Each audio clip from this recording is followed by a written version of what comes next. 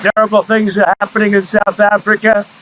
The leadership is doing some terrible things, and it's horrible things. So that's under investigation right now. We'll make a determination. And until such time as we find out what South Africa is doing, they're taking away land, they're confiscating land, and actually they're doing things that are perhaps far worse than that. US President Donald Trump on Sunday made a statement on his Truth Social platform claiming that certain classes of people in South Africa were being treated very badly. He vowed to cut off US funding to the country until an investigation into the matter was conducted. Trump's post mentioned land confiscations in South Africa, although he provided no evidence to support his claims. Trump wrote, "South Africa is confiscating land and treating certain classes of people very badly. The United States won't stand for it. We will act. Also, I'll be cutting off all future funding to South Africa until a full investigation of the situation has been completed." The motivation behind Trump's statement was unclear and no specifics were provided regarding the alleged abuses or land confiscations. The next day, on Monday, in response, South Africa's foreign ministry addressed Trump's remarks, asserting that the country's Expropriation Act was not an unusual or extreme measure.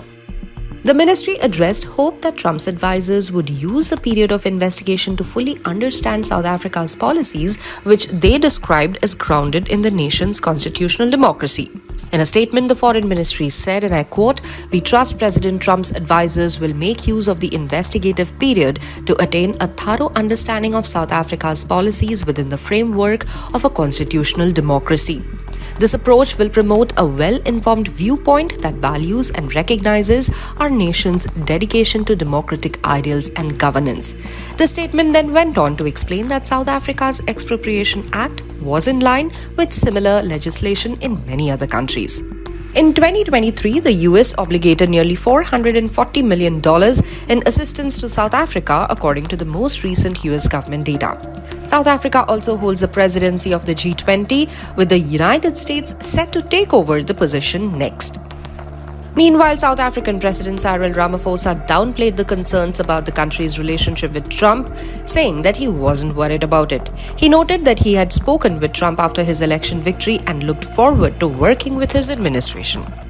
During Trump's first term, the United States president expressed interest in investigating unsubstantiated reports of large-scale killings of white farmers and violent land seizures in South Africa. At the time, the South African government denied these claims, saying Trump was misinformed. It remains unclear whether the Trump administration ever initiated such an investigation. Meanwhile, Trump's ally, billionaire entrepreneur Elon Musk, who was born in South Africa, also weighed in on this issue. In 2023, Musk responded on social media platform X to a video showing a far-left South African political party singing "Kill the Boer," which is an anti-apartheid song associated with violence towards white South Africans. Musk suggested the song was a form of incitement to genocide, stating they are openly pushing for genocide of white people in South Africa.